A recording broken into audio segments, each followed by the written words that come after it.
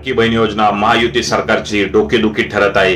या योजनेमुळे आमदारांना निधी वेळेत भेटत नाही याची कबुली खुद्द दत्ता भरणे जे कॅबिनेट मंत्री आहे या सरकारमधील त्यांनी केली आहे। त्यांच्या म्हणण्यानुसार इंदापूर तालुक्यामध्ये ज्यावेळेस ते घरकुल योजनेचा निधी वाटप करत होते त्यावेळेस ते म्हटले की निधी यायला उशीर झाला, कारण याचं कारण लाडकी बहीण योजनेचा जो निधी आहे महिन्याला 1500 रुपये देण्यासाठी तो निधी कुठेतरी कमी पडत आहे। यापूर्वी पण सामाजिक न्याय तसंच आदिवासी विकास, दलित विकास निधी लाडकी बहीण योजनेकडे फिरवला आहे।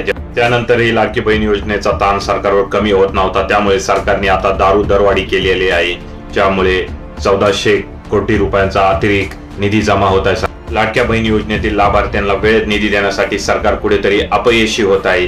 त्यामुळे सर्व स्तरातून लाडकी बहीण योजना जर तुम्हाला परवडणारच नव्हती तर निवडणुकीपूर्वी तुम्ही गाजर का दिलं आणि निवडणुकीपूर्वी तुम्ही एवढा लाडकी बहीण योजनेच्या निधीचा वाटप का केला, तर फक्त मतदानासाठी हेच यावरून साबित होत आहे।